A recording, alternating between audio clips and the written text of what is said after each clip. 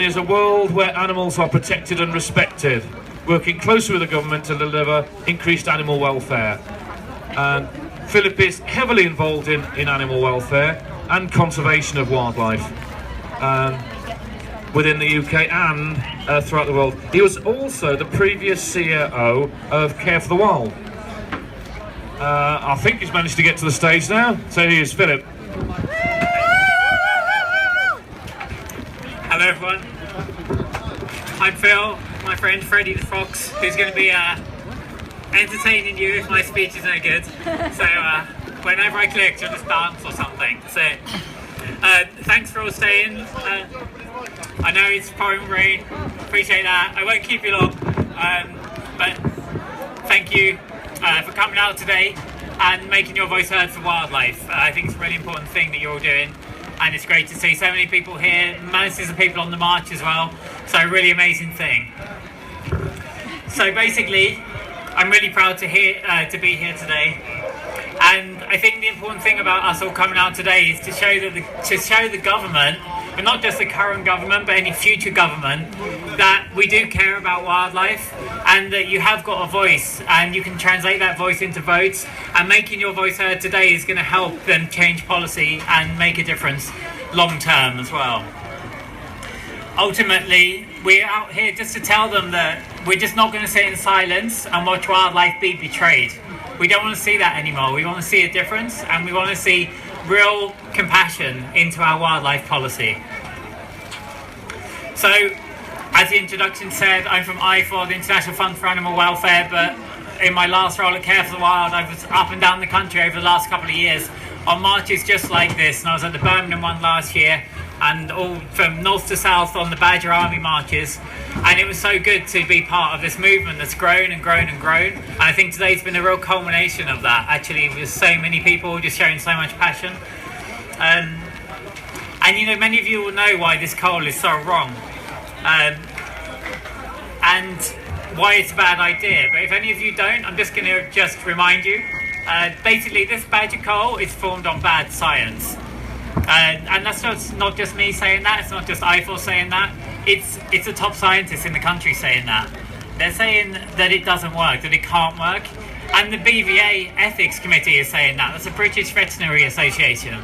They are saying that the science won't work, it doesn't work.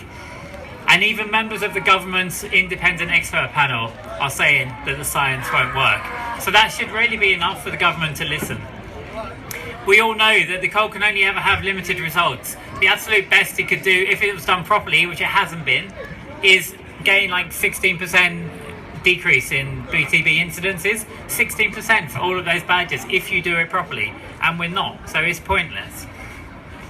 And we all know, you've heard this quote probably, I don't know, 100 times today, and probably like 10 times more before the end of the day, that the trial, the RBCT, showed that you can kill all of these badgers and you'll make no meaningful contribution to the stop of BTB. The other thing is that it's expensive, and the current coal last year cost over £5,000 per badger, and in Wales, where they did vaccination, it was just over £600. But it was in Wales that the English government pointed to as being too expensive. So £600 to vaccinate, £5,000 to coal, and yet they're saying vaccination is too expensive. So I just let you do the maths on that, really. And the other thing is that it's inhumane. IEP confirmed that, but it's also unsuccessful and it's unpopular, and hence why you guys are all here today. We know the coal missed its targets in year one, and we know, sorry, I have no clue what the Fox is doing that. We know it missed the targets in year one, and in year two, it only hit the target in Somerset. And it only hit the target because the goalposts were moved. But this time it wasn't the badgers that moved the goalpost. It was the government with their dodgy targets. Very dodgy targets. Yeah. So basically now, what we all need to do is we just need to focus on the solutions, because we have to end this. Vaccinations are the obvious solution. We really welcome the government's Badger Edge vaccination scheme, but that in itself isn't enough. We want to be able to vaccinate inside the high-risk areas, not just skirting around the edge. That's no good for us. We need to go in and get where the disease is. Let's get some government support for vaccinating in that area. And the other thing that we need to do is focus on the cattle vaccination. That is the ultimate solution here. And we've been told it's going to take like 10 years. 10 years isn't acceptable. 10 years isn't an acceptable time frame. I'm going to come to foxes in a minute, so you'll have your moment. So yeah, like 10 years is too long, so we need the governments to push forward on that. We need them to work with the EU, we need them to lobby, we need the NFU to do more. If they're really serious about this, then do more. They have a lot of power, so let's focus it in on something positive. But ultimately, we will not give up until Colin is off the agenda. But now it's your bit. It's not just badgers that are under attack. Foxes. So, 10 years ago, pretty much to this day, in fact, the Hunting Act came into force, and it banned the use of hunting with hounds. So it made it illegal to chase a fox with hounds. It made it illegal to kill a fox with hounds. It was logical, it was humane, it was common sense. But for some people, the bloodlust run too deep. Foxes are still being hunted up and down the country every single week. And how do we know this? Because IFAW has got a team of wildlife crime investigators out in the field, monitoring, filming, looking for evidence. And we see this every week. It is happening, it's a reality. And they're called wildlife crime investigators because it's exactly that. It's a crime, it's a wildlife crime, it's illegal. The law is the law, and if you flout it, you should be punished. Yes, indeed, but it's hard. It's hard to get a prosecution, and that's the problem. And our friends at the Countryside Alliance make sure that it's hard for us to get a prosecution. They've got top lawyers, they help with this. They've got a lot of influence, they've got a lot of money, and they've got a medley of excuses as well.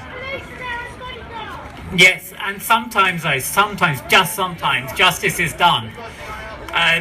In 2013, we successfully prosecuted the Sevington hunt, and right now we have another hunt in court, so fingers crossed. But we want to see more as well. Like, we don't want to see £500 penalty. Why can't we see jail sentences?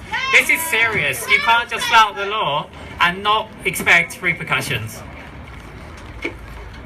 The other thing we're working to do is dispel the myth of trail hunting. Now, trail hunting is a lovely concept invented by the hunting community after the ban came in. Not before, it never existed. There was a hunt ban, and then there was trail hunting.